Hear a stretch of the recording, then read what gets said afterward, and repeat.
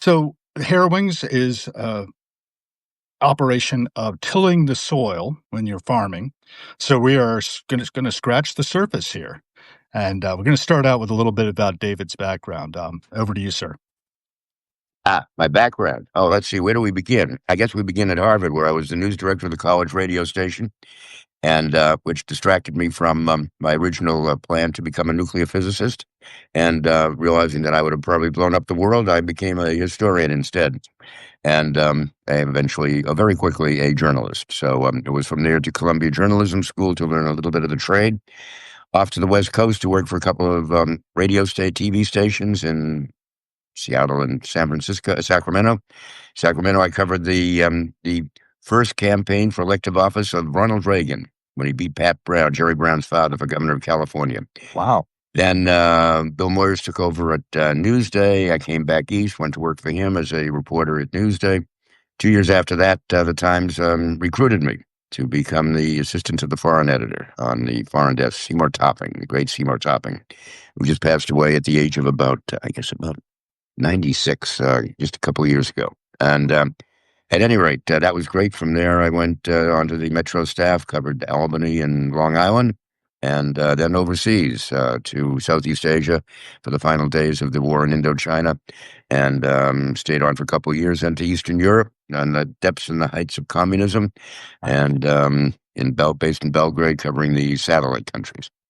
Back to New York for a year, and then on to Paris as Paris correspondent with CBS News. I switched mediums, switched companies, and that was exciting. We traveled the world. That was a traveling bureau, Paris, and so we covered Africa, much of Europe. I went 19 times to Moscow since I spoke a little bit of Russian, and met every general secretary and president of the Soviet Union from Brezhnev through Gorbachev, and after that, Larry Tisch bought CBS.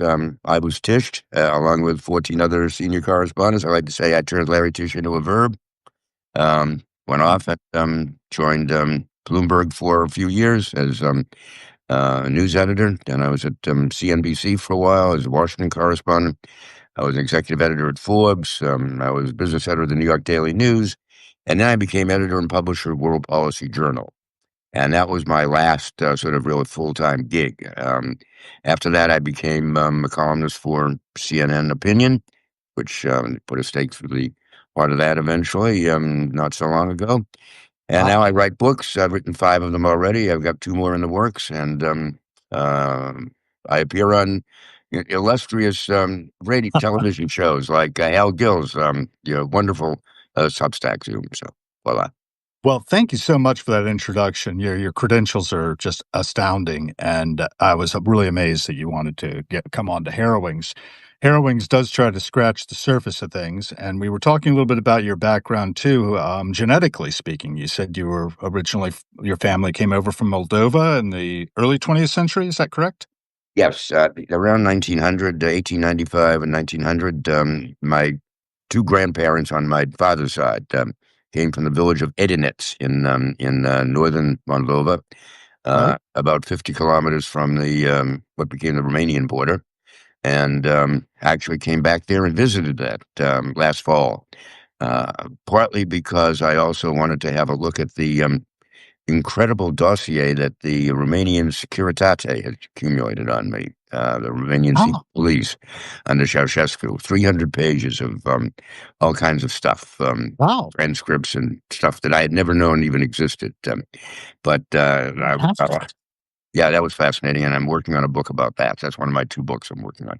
Me and the Securitate, a Securitate and me. So it was pretty chilling, but at any rate, so, Moldova, I have a long history in. My mother's, that was my dad's side. My mother's side is from Lithuania, actually, originally, Vilnius. Vilnius, okay. We exchanged a little information about my wife's background, also coming out of Eastern Europe in 19th century to Latrobe, Pennsylvania, where my father-in-law, George W. Bush, was a forklift driver at Rolling Rock Brewery. He was also legally blind. Hey. So it must be an interesting story. And with a name like George W. Bush, but he had gotten that at Ellis Island. Not he personally, but his family got Bush. Sure. there. It was something much longer, I think. That family was Polish and Serbian, and the Burdick family, her matrilineal line is Ukrainian, as well as Hungarian and Slovak, if I'm not mistaken. She'll correct me if I'm wrong, I'm sure. She dubs me a Johnny Bull because I'm of English heritage. That's Oh, what they call it in Latrobe, Pennsylvania, apparently. sure. And they don't think very highly of Johnny Bulls for some reason. So, Get a bit. getting back to Moldova, I live the bunker here where I hold forth from is right next door to the embassy of Moldova, and I think that may be why we started conversing about that. And I picked up, Reinhold Niebuhr's "The Irony of American History" Mm, over there, just a wow. free library that the Romanians of America That is provide. fascinating. Yeah, it's a nice first edition, a little tattered, but 1952 writing. And I was reading it, I was thinking a lot about your assessment of America and how others see us. I see a lot of that in your, blog. So you wanna talk a little bit about how others see Americans? That is the real sort of the raison d'être of Andelman Unleashed, and what we look at is we try to look at uh, how others view America and how others view the world, and so I look at media all over the world, on six continents, or sometimes seven, and what they're saying about the U.S. and usually lately under the Trump administration, it has not been all that sanguinary. I mean, there are some places that, in fact, do still embrace Trumpism rather volubly.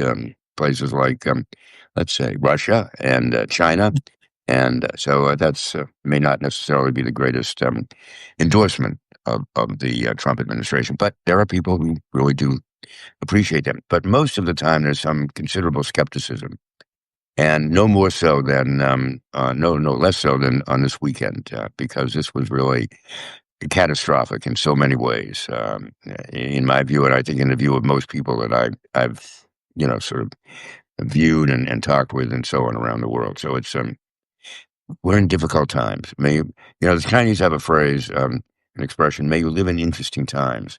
Right. That is not a compliment, by the way. That is No. an insult. And Right. in fact, it's very interesting. When I was on the foreign desk at the Times today. This was back in the early 1970s. The Times did they used to have delivery trucks where they delivered the newspapers, and they used to have these big posters on the delivery trucks. And they printed up a whole set of them that says, "May you live in interesting times." They thought that was very clever, the time. Right? But it's an insult. So, and I knew that. So I called up the head of, Correct. of Yeah. promotion, and I said, by the way, that is an insult. And I got the Chinese copy editor, the person getting the Chinese copy on the copy desk, to get on the phone with me. And we persuaded him that that was an insult. They had to destroy all of the 500 posters that they had done. And I got one of them. And I still have it framed to this day. It's not, I guess it's just, we're redoing some things around here, but otherwise I have it right behind me. May you live in interesting times. A Mhm. curse. And a threat, really, because And in fact, the reason they're interesting is because they're so very dangerous. And the dangers that you see on the horizon for us, I think your Red Lines project talks about the wars of the future that you see coming down the pike. I'd like to hear more about what you project for our future based on your experience. the past and the future. In fact, that's sort of the motto of Andelman Unleashed is the world then, now, and tomorrow. And so that really is what I look. And I looked at that. I thought, as I was traveling the world, I used to ask people where they thought most of their problems began, and most of them thought it began with the red lines that surrounded their countries, or it was involved in their history in some fashion. And there were a few that worked, and some have worked through history. So I thought it would be useful to trace some of these red lines in each of the different parts of the world, which is what I've done in the red line in the sand, and kind of see where it came from, what a working red line comprises, and how they persist and how they fail. And one of the ones that has done very well, for instance, is the red line in the Korean Peninsula. I mean, there's a red line there that is still very much intact, and it has been for almost three quarters of a century now. Mm. And so why is that work? Why do a few others work? They work when both sides appreciate the nature of the red line and understand the value to each of them in making sure that it does work, does function properly. And that very rarely happens. So, for instance, Barack Obama's very famous red line with Syria, Bashar al-Assad, Right. where you said, you start using um, chemical weapons on your people, that's a red line.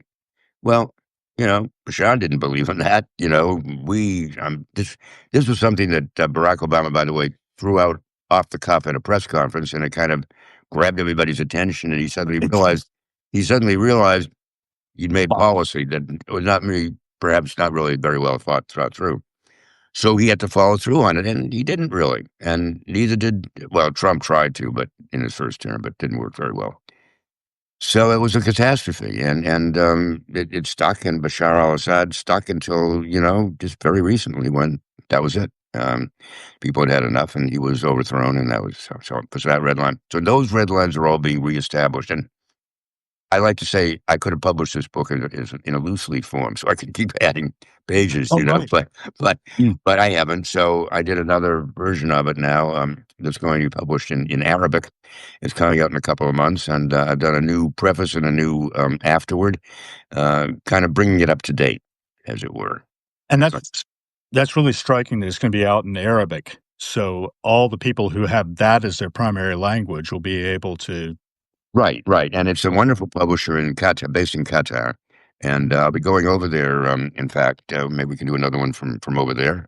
Lovely. So, I'll be going over there. It looks like in October, middle October, for the vernissage, the debut launch of that book. So, yeah, and there is an enormous appetite in the Arab-speaking world, in the Arabic world, for Western commentaries on what the world looks like. And I think that's very, very useful to understand. In fact, there really are wonderful commentaries in the press every week about what America looks like and what the world looks like from an American perspective. There are a couple of wonderful American correspondents from places like the Straits Times in Singapore who are just first rate and covering the White House. There are two fellows from Le Monde, Piotr Smolar in Washington and Arnaud Le Parmentier in New York, who are correspondents. Le Parmentier was the former editor-in-chief, in fact, of Le Monde for a while, and he's now in New York, has been for about 5 years. And they chronicle the U.S., frankly, I think, in some respect, better than virtually any American newspaper does. Right. And with some exceptions. I mean, there's some wonderful reporters for the Times and the Washington Post, even still for the Washington Post, although so many good ones have left. Indeed. So, right. But it's an important thing to look at. America has the attention of the world, and it's not just because Trump is making it the greatest country in the world, most talked about. It is the most talked about, but not probably for the reason most Americans would really like to see it talked about. Right, I lived in Copenhagen for a couple of years, so I'm sort of aware of how they viewed us and how they viewed themselves, and that was a very interesting sojourn I had 2000 to 2002, actually just before the Supreme Court anointed George W. Bush as our president.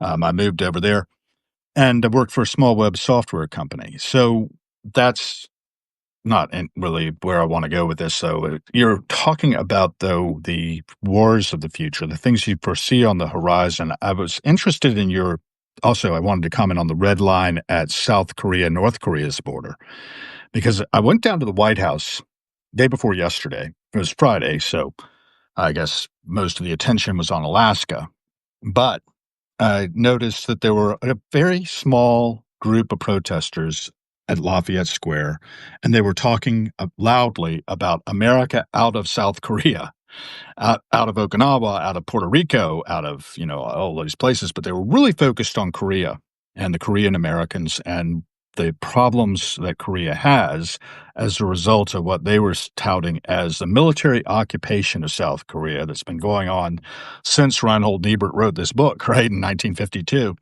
The Korean War was well in flow then. And, well, let's just stop there and talk more about how you see the Korean Peninsula and what other conflicts you might think might erupt.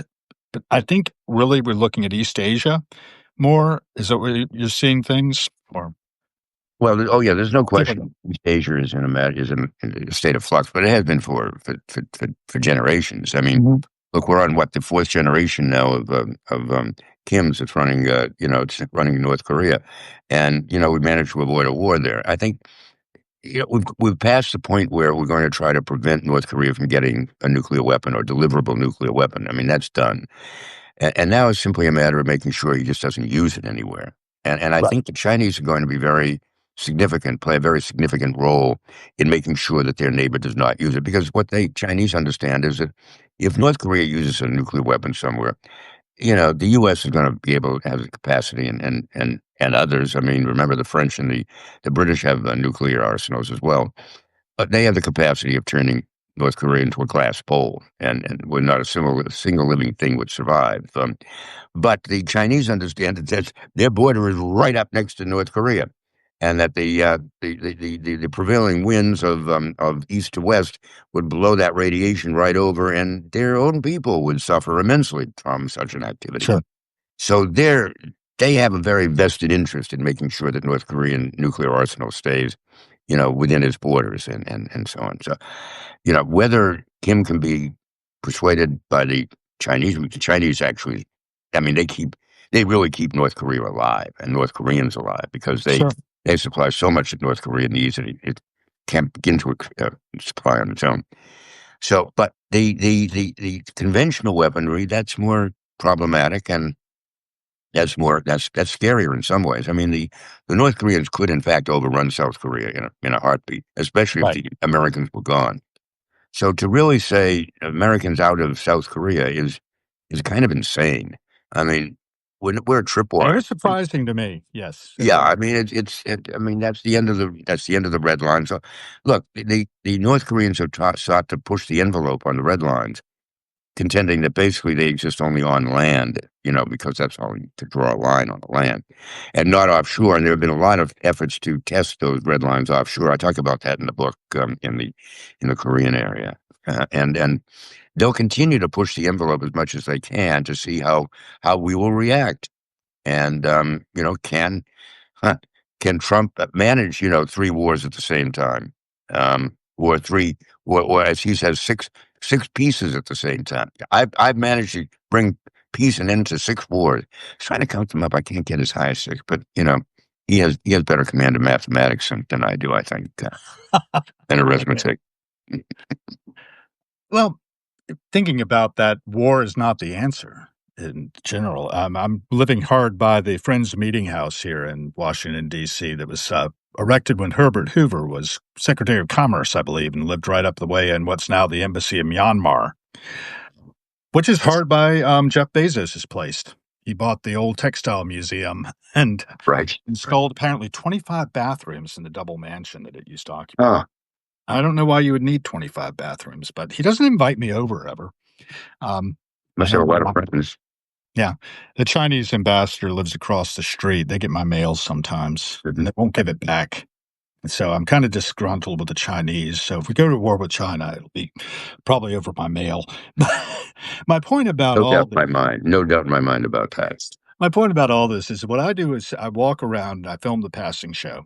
I'm watching, the blur of Washington, D.C. go on around me, have been living here close to 15 years in the bunker.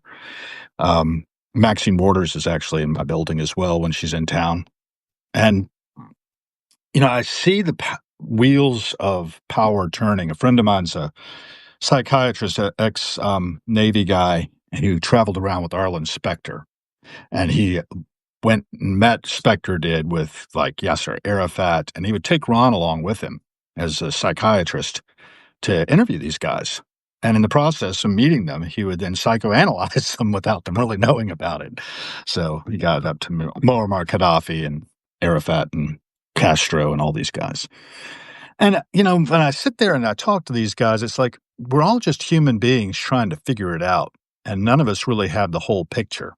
But what I see from your experience is that you've traveled the world. You've been at with your time in France. You've also done analysis on, and you talked about not only the future, which you talked about a little bit just now, and the present, but also the past. And there was this book you have on the Treaty of Versailles. and how it's basically we're still dealing with it right now. A shattered piece. The Woodrow Wilson house is A, actually right next to Jeff's house uh, on S Street. a, So a, all a these guys shattered are really near and dear to me. called a Yeah, shattered piece, Versailles 1919, and the price we pay today. And that's the key to the whole thing. right. The mistakes they made back then and the price we are paying for those errors even today. And I trace each of the different parts of the world that they affected. So, yeah. Yeah, so tell me about the price we're paying today for the Treaty of Versailles.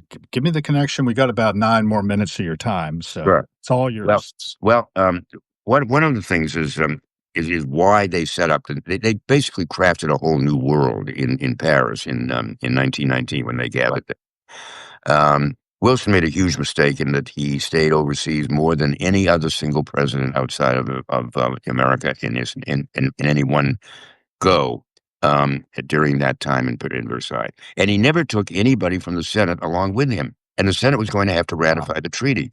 So there it was. It was Wilson's treaty, and the Senate had no. That's another whole story. But They resisted him, yeah, heavily.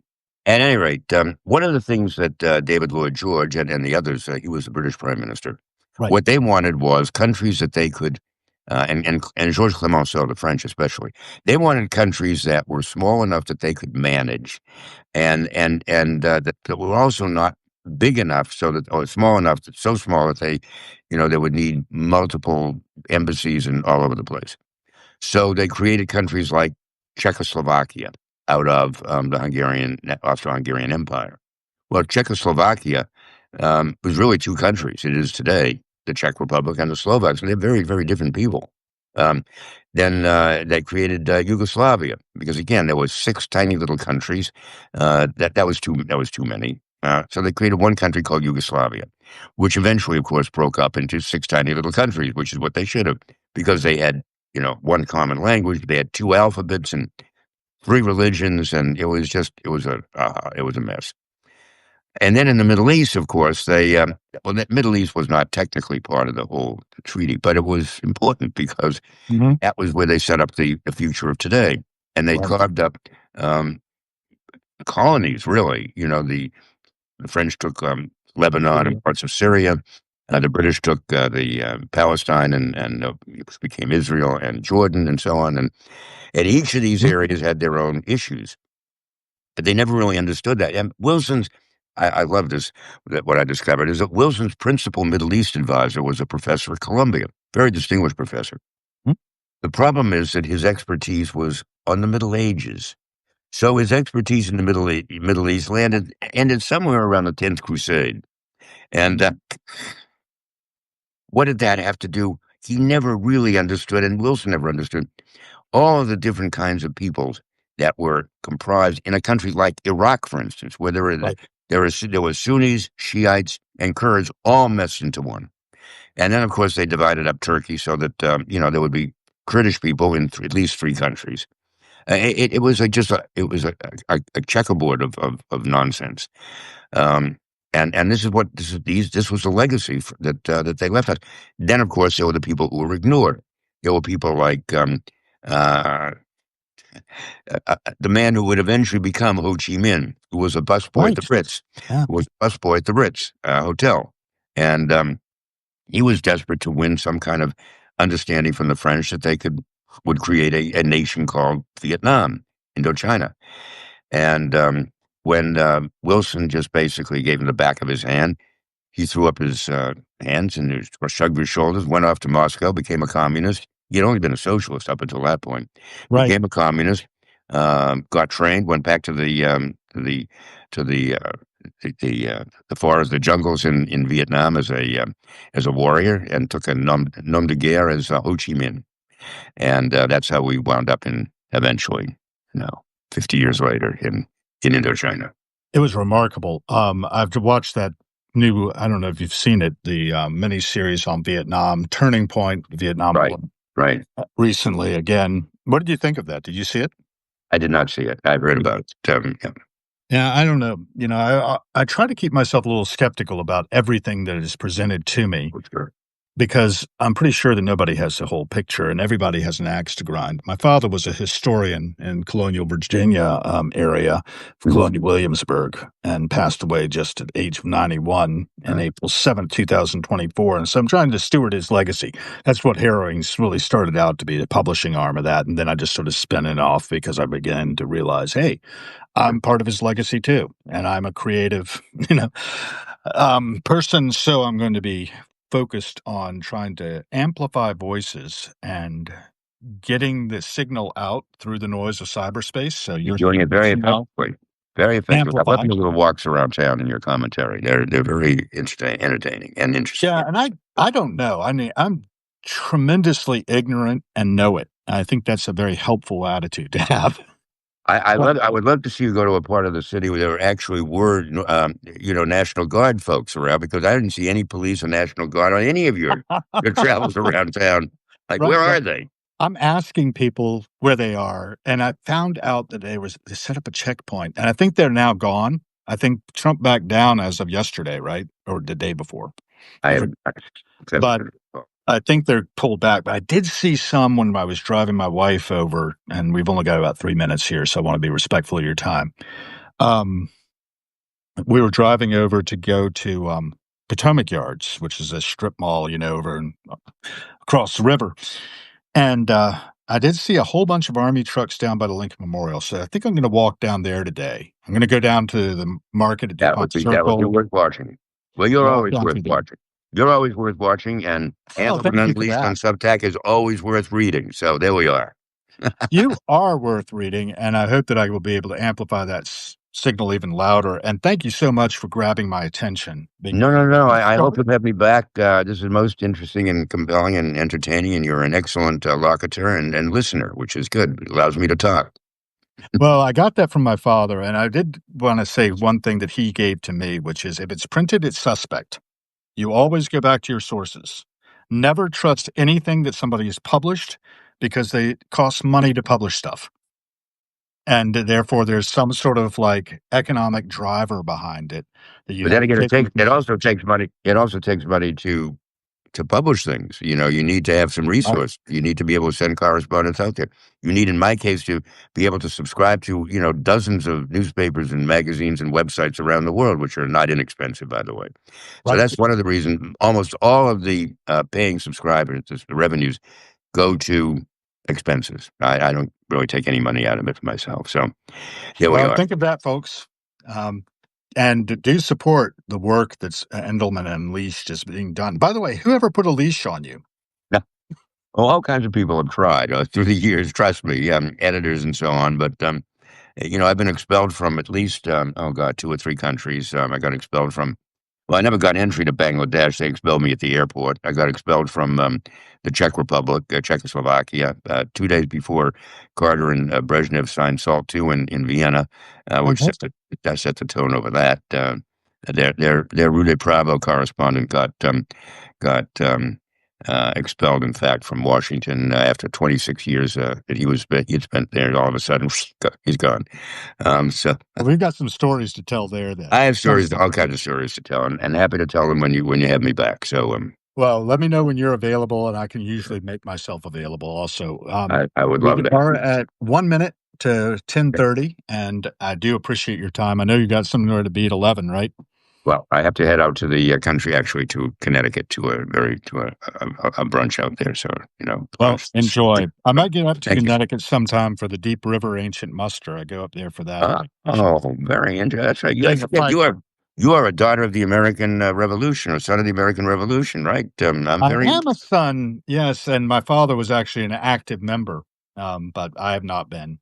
I We're am very also sons of the impressed. Confederacy, but also sons of the GAR as well. My grandmother, my father's mother, was from Bayshore, Long Wow, Island, and a Magna I Carta dame at that. That's I something. am very impressed. Very impressed. Well, I'm not a knight of the French Legion of Honor, however, which you are, and that's pretty impressive. I thank you for your time, sir, I and I'll thank let you you for go. yours. Enjoy And Connecticut. a great pleasure, privilege. Take care. Bye You bye, too. Al. Bye. Bye.